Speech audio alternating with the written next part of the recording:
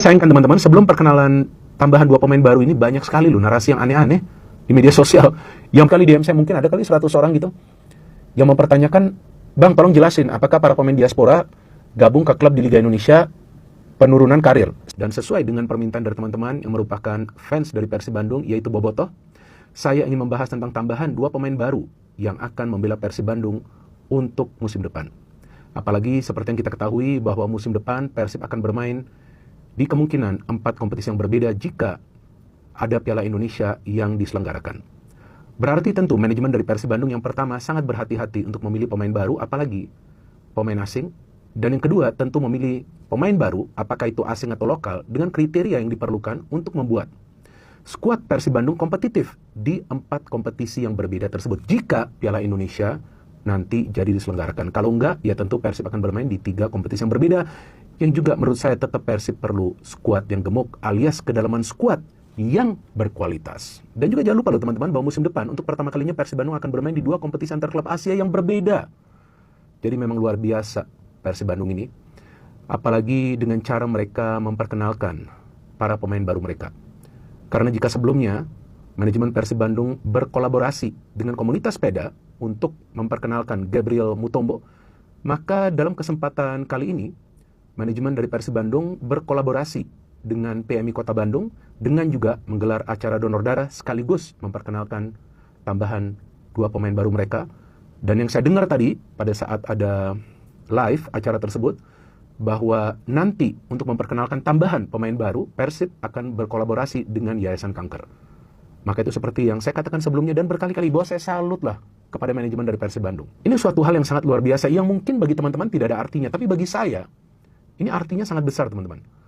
Bahwa ini memang adalah klub yang peduli dengan masyarakatnya, yang peduli dengan fansnya. Nah mungkin teman-teman akan mengira, wah ini Bung Binder di setting untuk bicara seperti ini. Enggak, saya sudah berkali-kali mengatakan ini. Dan saya tidak ada kontak dari siapapun yang berada di dalam Persib Bandung. Enggak ada sama sekali.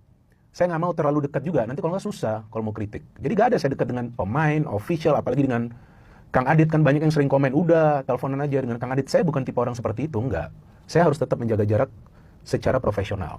Tapi memang sejauh ini yang banyak yang available itu memang dari Persib Bandung. Ya gimana? Ya kan mau nggak mau kan saya ngundang, kita ngobrol dan ternyata memang ya seperti yang kita ketahui lah. Ya kan Persib ini kan sumber beras. Maka itu siapa sih yang mau bahas Persib? Ya kan bahkan teman-teman saya yang dulunya cuma nonton bola luar negeri sekarang mulai nonton Liga Indonesia dalam 2 musim terakhir loh. Ini jujur loh, karena adanya Persib Bandung, apalagi musim lalu ketika ada Tom Hay dan Eleanor Rinders yang bermain di Persib. Tapi yang sangat saya sayangkan teman-teman, sebelum perkenalan tambahan 2 pemain baru ini banyak sekali loh narasi yang aneh-aneh di media sosial. Yang pertama tentang kemungkinan ada pelatih baru yang dikontrak Persib untuk menggantikan Igor Tolic. Nah teman-teman sudah tahu tentu tentang ini dan ada banyak lah dari teman-teman yang DM ke saya. Saya sudah tahu nggak ada itu. Cuman saya bingung kok ada narasi semacam itu ya kan. Setahu saya itu manajemen sudah fix ya dengan Igor Tolic ya. Kemudian yang kedua begitu ramai lagi yang banyak sekali DM saya, mungkin ada kali 100 orang gitu yang mempertanyakan, "Bang, tolong jelasin apakah para pemain diaspora gabung ke klub di Liga Indonesia penurunan karir?" Saya sudah mengatakan beberapa kali kok di channel ini ada jejak digitalnya, bahwa awalnya saya memang mengatakan kalau bisa para pemain keturunan kita tetap berada di Eropa, bermain di Eropa, atau memang kalau gak dapat klub di Eropa ya main di negara Asia seperti Jepang atau Korea.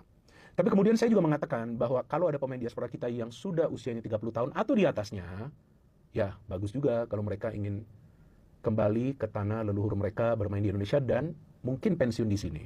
Gak ada masalah, ya kan? Dan saya juga mengatakan ya kalau bisa pemain-pemain yang dalam usia produktifnya jangan ke sini dulu. Tapi kemudian saya berpikir, kalau mereka gak dapat menit bermain di klub, nanti bagaimana mereka bisa bermain baik bagi timnas? Nah mungkin teman-teman akan bingung, emangnya siapa yang sebelumnya gak dapat menit bermain di klub kemudian tidak bermain baik di timnas? Yaitu Nathan, masa lupa kalian? Sampai dia sulit mendapatkan tempat, tapi kemudian dia mendapatkan menit bermain, dia mendapatkan klub, bagus kan dia? Bahkan pertandingan terakhir bagi timnas bagus.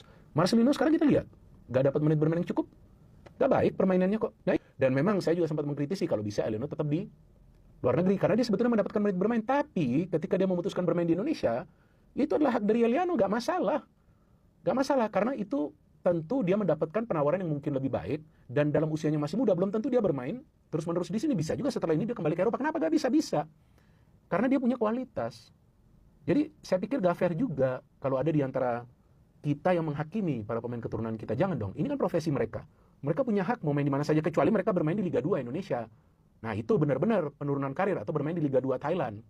Itu menurut saya sudah levelnya sudah low level.